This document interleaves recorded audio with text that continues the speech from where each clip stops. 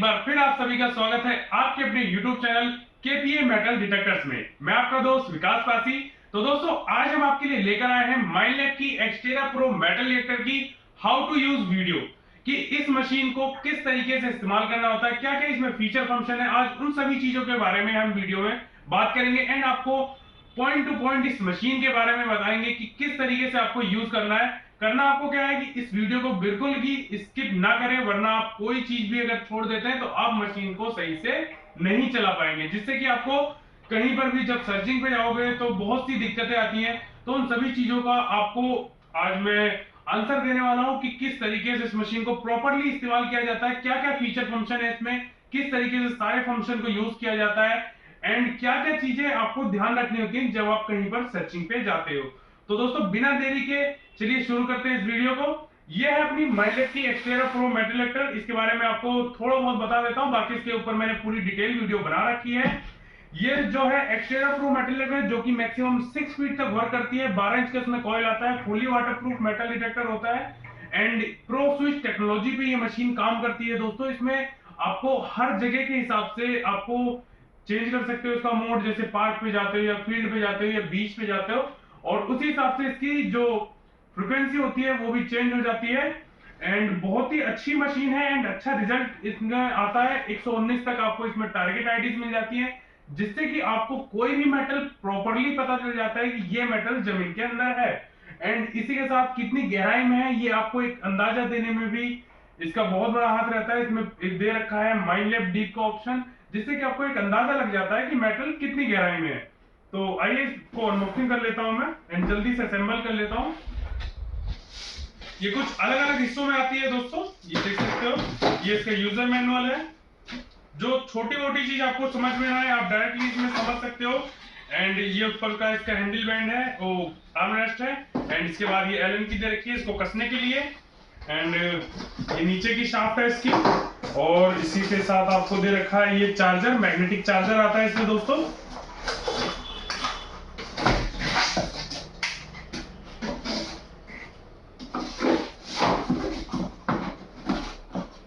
And ये है इसकी 12 इंच की कॉइल, जो कि है डबल डी वाटरप्रूफ कॉइल होती है। और हाँ दोस्तों, इस मशीन पे आपको मिलती है पूरे 3 साल की वारंटी। 3 साल के अंदर में अगर कोई भी दिक्कत आती है आपका फ्री ऑफ कॉस्ट मशीन सही होकर मिलता है। कोई भी दिक्कत आने पे आप मेरे को कॉल कर सकते हो, या डायरेक्टली माइनलैब की वेबसाइट पे जाकर, या माइनलैब को डायरेक्टली उनका कॉन्टैक्ट नंबर होता है, आप डायरेक्टली भी कॉल कर सकते हो। तो आइए इसको जल्दी से असेंबल कर लेते हैं। तो दोस्तों अपनी पूरी मशीन जो है असेंबल हो चुकी है।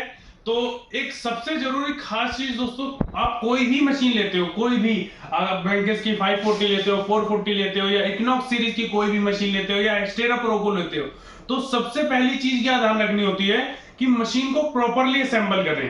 कई कस्टमर क्या गलती करते हैं कि मशीन लेते हैं, इसको नहीं लगाया, या तो आर्म रेस्ट नहीं लगाया, या वार को सही से टाइट नहीं करा, या कोई पूरी ढीली पड़ी है। तो कभी भी आपको मशीन जब भी चलाना है तो प्रॉपरली असेंबल करना है, तभी मशीन जो है प्रॉपरली वर्क करती है।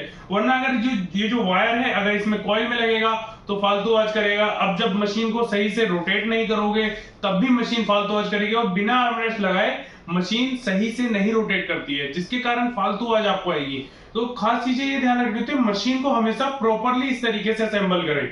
ये देख सकते हो पूरी मशीन जो है प्रॉपरली असेंबल है। तो आइए इसको लेकर चलता हूं मैं आपको इसकी स्क्रीन की तरफ। इसके सारे फीचर फंक्शन के बारे में बात करेंगे, किस तरीके से चलाना है। तो दोस्तों ये है अपनी माइनलैब की एक्सटेरा प्रो मेटल डिटेक्टर की स्क्रीन। सबसे पहले आपको ऑन ऑफ का बटन दे रखा है साइड में, इसको हम ऑन कर लेते हैं। तो देख सकते हैं कुछ इस तरीके से ये मशीन ऑन हो जाती है। अपनी मशीन जो है ऑन हो चुकी है। अगर आप नाइट में काम कर रहे हो या आपको ब्राइटनेस चाहिए तो यहाँ पर देख सकते हो ये ब्राइटनेस का ऑप्शन है, ये साइड में दबा देंगे तो ब्राइटनेस चालू हो जाएगी। तो ये अपने ब्राइटनेस चालू हो गई, ठीक है दोस्तों।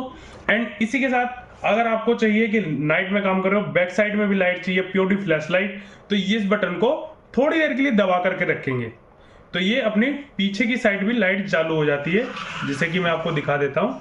ये देखो यहाँ पर भी आपको इसमें लाइट दे रखी है। तो बाय चांस अगर नाइट में आप टॉर्च वगैरह ले जाना भूल जाते हो तो आप इससे यूज कर सकते हो।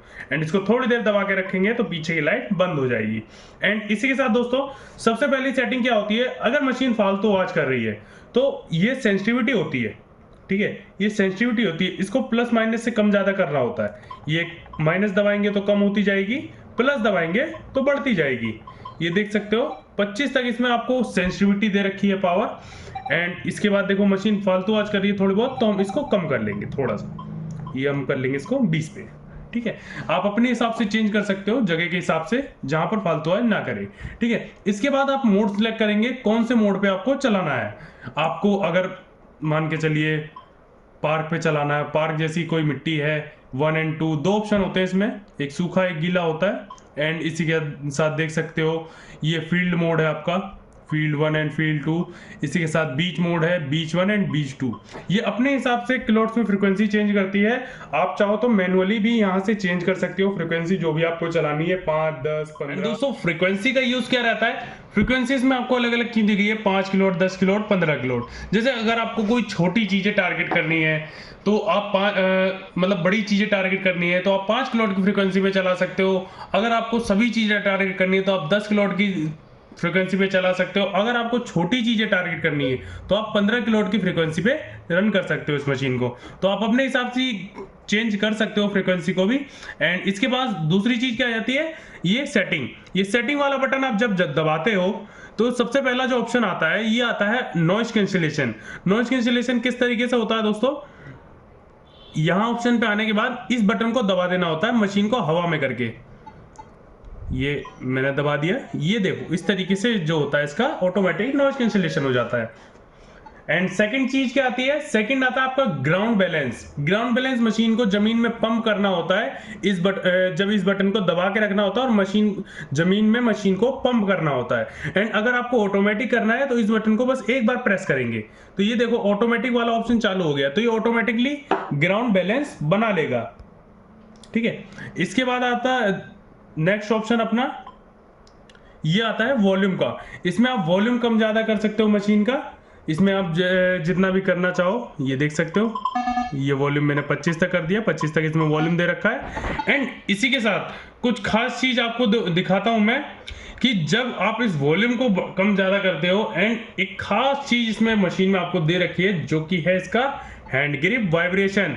इस बटन वॉल्यूम वाले ऑप्शन पे आने के बाद इस बटन को थोड़ी देर के लिए दबा के रखेंगे तो ये देखते हैं। अब देखो जब भी कोई मैं मेटल लगाऊंगा तो मशीन वाइब्रेट भी होगा। यहां पर ये देखो वाइब्रेशन वाला ऑप्शन चालू हो गया है तो मशीन वाइब्रेट भी होगा अब। ठीक है, यहां पर जब बटन दबा देता हूं तो वाइब्रेट भी होगा।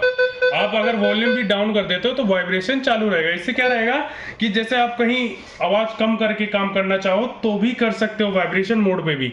एंड आपको दोबारा से बंद करना है तो इसको बंद कर देंगे, इस बटन को दबा देंगे। ठीक है, इसके बाद नेक्स्ट ऑप्शन आ जाता है अपना थ्रेशोल्ड। थ्रेशोल्ड को आप कम ज्यादा कर सकते हो जिससे कि ये देख सकते हो इस तरीके का साउंड आता है जिसमें कि मशीन काम करता रहता है। देखो, लेकिन ये बैकग्राउंड में जो है साउंड आता रहेगा तो आप इसको कम ज्यादा कर सकते हो। ठीक है, एंड इसके बाद आ जाता है आपका ट्यून। इसमें अलग अलग ट्यून दे रखी है जैसे कि 5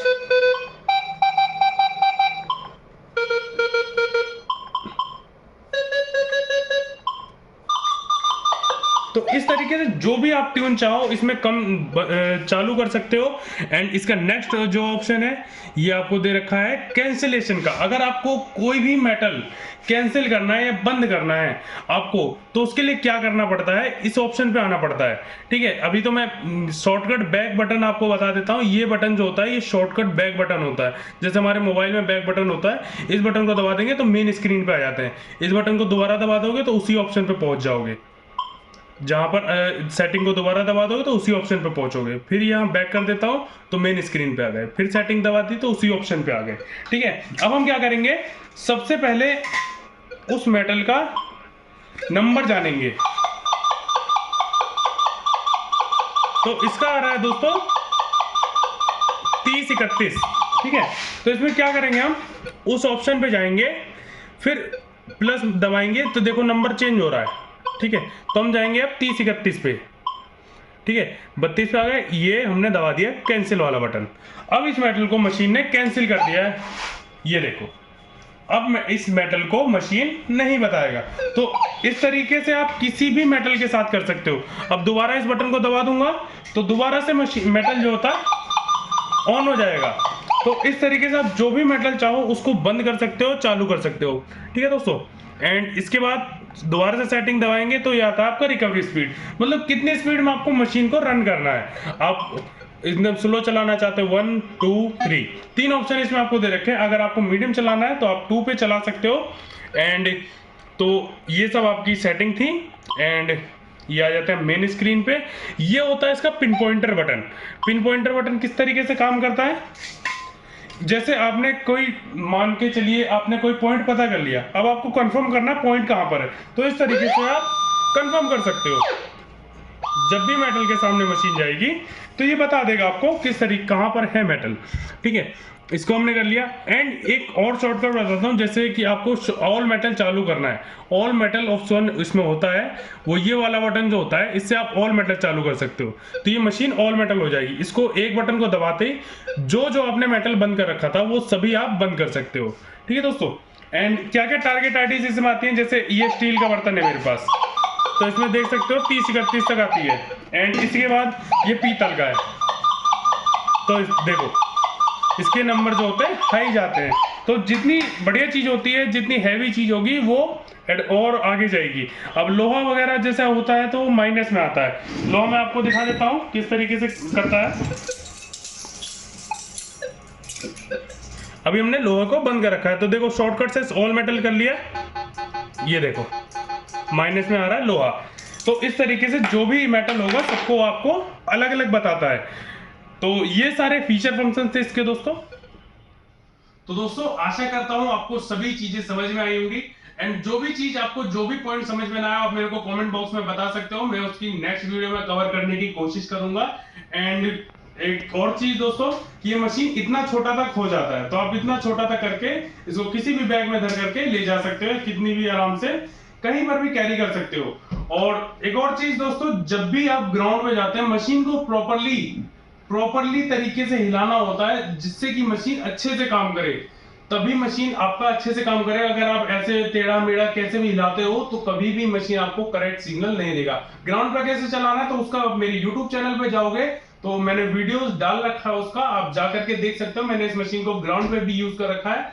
एंड दोस्तों अगर आप इस मशीन को परचेज करना चाहते हैं या कोई भी मेटल एक्टर मशीन परचेज करने का प्लान कर रहे हैं या किसी भी मेटल एक्टर के बारे में जानकारी चाहते हैं, तो आप मेरे दिए गए कॉन्टैक्ट नंबर पर संपर्क कर सकते हैं एंड मेरे ऑफिस से विजिट कर सकते हैं। तो इसी के साथ दोस्तों फिर मिलेंगे एक नई वीडियो में, तब तक के लिए धन्यवाद। 15